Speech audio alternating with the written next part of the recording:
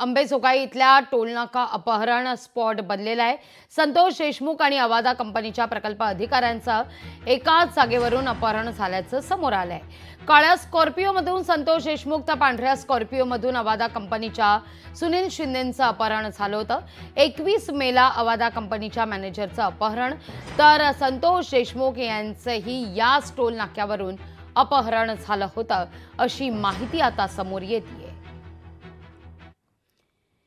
या सगळ्याविषयी अधिक माहिती घेण्याकरता थेट जाऊया आपले प्रतिनिधी सचिन बडे यांच्याकडे। सचिन, अतिशय महत्त्वाची खरं तर बातमी, अंबाजोगाईचा हा टोल नाका अपहरण स्पॉट बनत चाललाय का अशी आता चर्चा जोर धरतीये। लागवीची आपण म्हटल्याप्रमाणे अंबेजोगाईचा हा जो काय टोल नाका आहे, या टोल नाक्यामुळे काही प्रश्न उपस्थित केले जात आहेत। कारण या ठिकाणी संतोष देशमुख यांचं अपहरण झालेलं होतं। तारीख वेगळी होती, कार वेगळी होती। कार स्कॉर्पिओ जी होती ती काळ्या कलरची होती, मात्र त्याच ठिकाणी कंपनीच्या प्रकल्प अधिकाऱ्याची देखील गाडी म्हणजे त्या ठिकाणी त्याचं देखील अपहरण करण्यात आलं। मात्र ज्या गाडीतून अपहरण केलं ती पांढऱ्या कलरची स्कॉर्पिओ होती। म्हणजे जरी वाहनं वेगळी असली, माणसं वेगळी असली, मात्र ठिकाण एकच असल्याची माहिती आता समोर येऊ लागलेली आहे।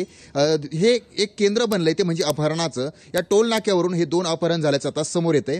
कारण 2 कोटींची खंडणी मागत असताना सुद्धा या प्रकल्प अधिकाऱ्याची या ठिकाणी एक मागणी केली होती। त्याला पकडलं होतं, त्याला स्कॉर्पिओमध्ये घेऊन गेलेले होते। मात्र जी गाडी गेली होती ती या टोल नाक्यावरून गेलेली होती आणि त्यानंतर संतोष देशमुख याला सुद्धा घेऊन ही गाडी याच टोल नाक्यावरून गेलेली होती। त्यामुळे या टोल नाक्या संदर्भात आता महत्त्वाचा आता जो काही तपास आहे तो करणं देखील आता तेवढंच गरजेचं आहे।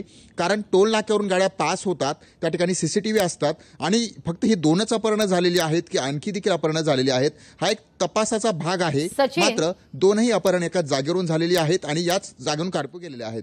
अगदी सचिन, जो उल्लेख सातत्यानं धनंजय देशमुख यांच्याकडून सुद्धा केला जातोय, 28 मे ते 9 डिसेंबर या दरम्यान नेमकं काय काय घडलं याचा अहवाल त्यांनी गृहमंत्र्यांना सुद्धा सादर केलेला आहे आणि त्या अनुषंगाने अगदी मे पासून आतापर्यंत तपास करावा अशी सातत्यानं मागणी धनंजय देशमुख यांच्याकडून केली जाते। ते मे मधलं हेच प्रकरण आहे का? कारण 21 मे ही तारीख समोर येते। अवादा कंपनीच्या या प्रकल्पग्रस्त मालकांची अपहरण करण्याची तारीख, त्यानंतर या सगळ्या संदर्भात 28 मे पासूनचा अहवाल धनंजय देशमुख तपासण्यासाठी म्हणून मागणी करतायत आणि अवादा कंपनी आणि संतोष देशमुख यांचं कनेक्शन हे देखील समोर येताना दिसतंय। या सगळ्या गोष्टी या इंटरकनेक्ट आहेत का एकमेकांशी, या दृष्टीने सुद्धा तपास करणं नितांत गरजेचं आहे। आपण म्हटल्याप्रमाणे हे कनेक्शन एकमेकांशी जोडले गेलेले आहेत का याचा देखील तपास करणं तेवढंच आता गरजेचं बनलेलं आहे। कारण 2 अपहरणं जी आहेत ती झालेली आहेत। ही 2 अपहरणं तेवढी महत्त्वाची आहेत की आज राज्यभरामध्ये जे काही प्रकरण गाजते ते म्हणजे संतोष देशमुख यांचं, तर त्या संदर्भात चौकशी करण्यात यावी। त्यांनी तारखा देखील दिलेल्या आहेत, त्या तारखांच्या माध्यमातून तुम्ही तपास करावा ही मागणी जी आहे ती संतोष देशमुख यांचा भाऊ जो आहे तो करतोय। आणि दुसरीकडे अवादा कंपनी जी आहे, कंपनीचा प्रकल्प मॅनेजर म्हणजे प्रकल्प अधिकारी जे आहे तर त्या अधिकाऱ्याचं सुद्धा अपहरण झालेलं होतं। तर ही तारीख दोन्ही प्रकरणं आणि यामध्ये दोघांचं काही कनेक्शन आहे का आपण म्हटल्याप्रमाणे याचं देखील तपास करणं तेवढंच गरजेचं आहे। मात्र आणखी देखील आपण काही असे महत्त्वाचे मुद्दे पाहतोय ज्या पद्धतीनं वकिलांनी देखील, जे काही सरकारी वकील आहेत त्यांनी सुद्धा न्यायालयामध्ये बाजू मांडत असताना, युक्तिवाद करत असताना एक महत्त्वाचा मुद्दा उपस्थित केलेला होता। तिघांचंही अपहरणाच्या दिवशी एकाच फोनवर संभाषण झालेलं होतं, बोलणं झालेलं होतं, 10 मिनिटं बोलणं झालेलं आहे।